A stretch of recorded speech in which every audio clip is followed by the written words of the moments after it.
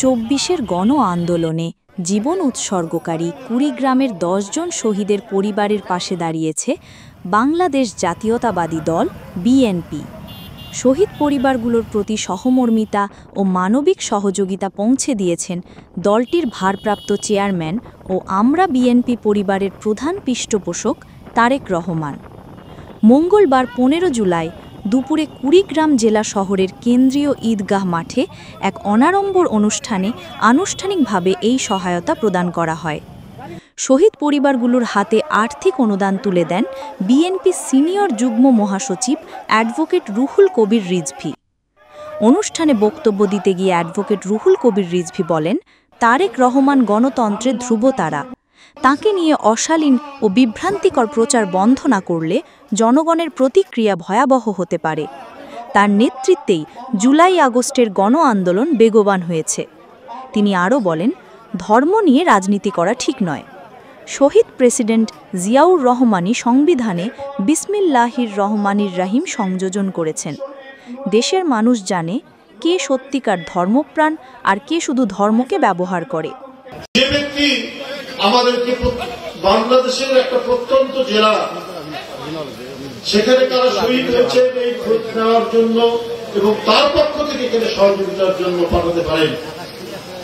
আমরা যদি পাহাড় ডিঙিয়ে 3টা খাল পেরিয়ে কোন নৌকা নয়, পার্বত্য চট্টগ্রামে গিয়ে একজন ক্যান্সারের রোগীকে দেখে আসতে পারি, তার নির্দেশে, তারেক রহমানের নির্দেশে, যার এত মানব প্রেম, যার এত মানব অনুভূতি, যারা আজকে দেশের জন্য, গণতন্ত্রের জন্য, মানুষের কণ্ঠের স্বাধীনতা তারা কেড়ে নিয়েছিল সেটা উদ্ধার করার জন্য যারা জীবন দিয়েছে, যারা হাত দিয়েছে, পা দিয়েছে, চোখ দিয়েছে, যাদের শরীরের মধ্যে অসংখ্য তত্ত্বপুরে এখনো রয়ে গেছে, তাদের পাশে দাঁড়ানোর জন্য যার মানবিক অনুভূতি, তাকে আপনারা চিহ্নিত করছেন নানাভাবে। কারা করছেন?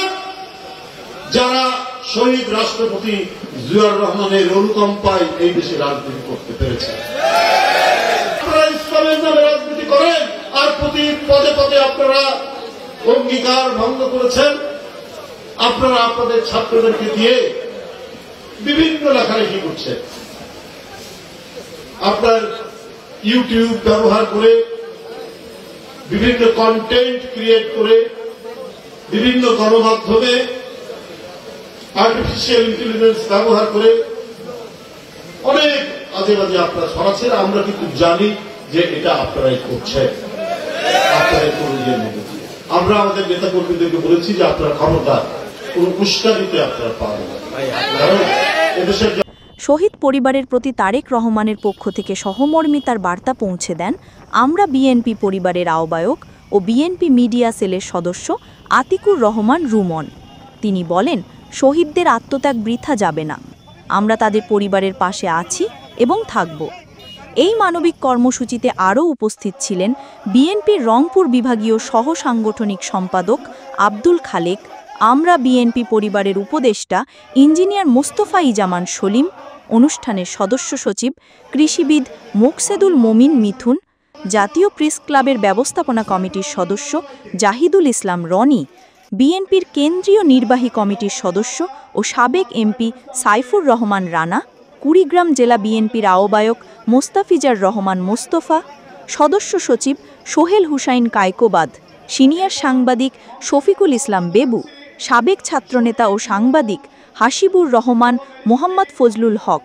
অন্যান্য উপজেলার মধ্যে নাগেশ্বরী উপজেলা বিএনপির আহ্বায়ক অধ্যাপক গোলাম রসুল রাজার নেতৃত্বে একটি বিশাল মোটরসাইকেল বহর নিয়ে সমাবেশে স্বতঃস্ফূর্তভাবে অংশগ্রহণ করেন।